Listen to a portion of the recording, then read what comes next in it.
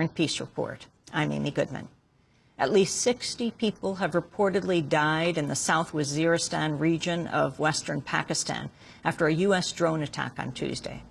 A vast majority were killed when missiles from an unmanned American drone struck the funeral of a suspected Taliban commander. The suspected commander and 6 others died in a previous drone attack earlier in the day. Tuesday's attacks came as the Pakistani Army and Air Force expanded their military operations from Swat into South Waziristan. The Pakistani Army was reportedly preparing an offensive against Baitullah Masood, the Pakistani Taliban leader who's blamed for several recent bombing attacks across Pakistan. The Pentagon denied the attacks and told Al Jazeera English that, quote, there are no U.S. military strike operations being conducted in Pakistan. Well, last week I spoke to Pakistani opposition figure and cricketing legend Imran Khan. He's been an outspoken critic of both U.S. drone attacks as well as the Pakistani military's offensive against the Taliban. Imran Khan is the leader of the political party known as the Movement for Justice. He was in the United States for a few days. I began by asking him about the domestic reaction to Pakistan's military operations along its western border with Afghanistan. The worst aspect of this, the way Pakistan is conducting these military operations, is that there is no roadmap. There is no idea what we will do eventually to win this war. What we are seeing is just one operation after another. And all that is helping is fan extremism in our country. So what we are seeing is in the last 5 years, when there were no militant Taliban in Pakistan 5 years back, today there are about 30 Taliban groups. The whole of the tribal area, which is bordering Afghanistan, has now is Talibanized, whereas previously there was we had the tribal structure there. So that has been decimated. Every military operation has sprung up a new Taliban group, and these military operations which we are conducting right now, not only are they ineffective, but actually they're having the opposite effect. They are radicalizing the society as a whole, especially the Pashtun who are affected by this. The Pashtun youth is being radicalized, and there is no end to it. This is the awful thing. We don't know what's going to happen to end this war. You have said Pakistan is on a suicidal course. Explain. Well, suicidal because we are heading towards anarchy, as opposed to Talibanization. You know, this term has been used that Pakistan is going to be Talibanized. This is absolute nonsense, because this Taliban is not some ideology. This is a direct reaction to the U.S. invasion of Afghanistan and the Pashtun nationalism kicking in. And on our side of the border, when the Pakistan army under U.S. pressure went into the tribal areas, that's when the Pakistani Taliban emerged 4.5 years back.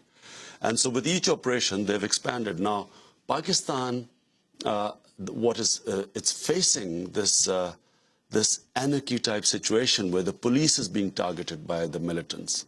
So each operation creates more fanatics, and the fanatics then target the police, the security forces in the cities. And the cities are sort of descending into, especially in the frontier, descending into chaos. So this is unsustainable for Pakistan, which already faces an economic collapse. And yet, the U.S. envoy to Afghanistan and Pakistan, Richard Holbrooke, who just recently came back from a trip to Pakistan, said, what I saw in Pakistan on this trip was the slow emergence of a consensus behind the government's actions. Everywhere there was a dramatic change in attitudes from my previous trips because of the outrages of the Taliban and their supporters. This is only true for Swat. Now, it's very important to understand the situation.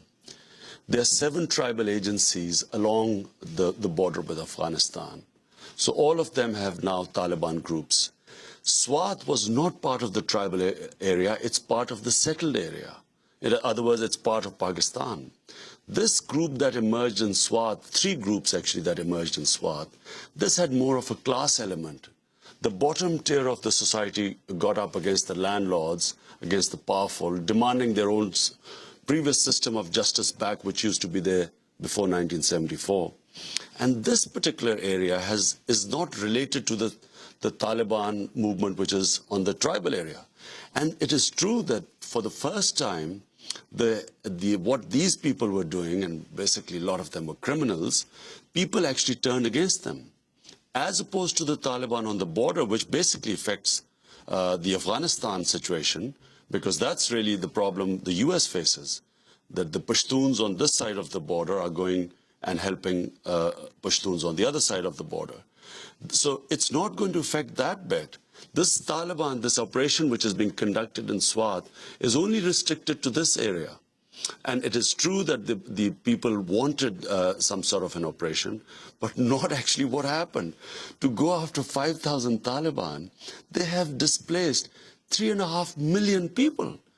It just, to use artillery, helicopter, gunships, F-16s on civilian population, they've caused this massive human catastrophe.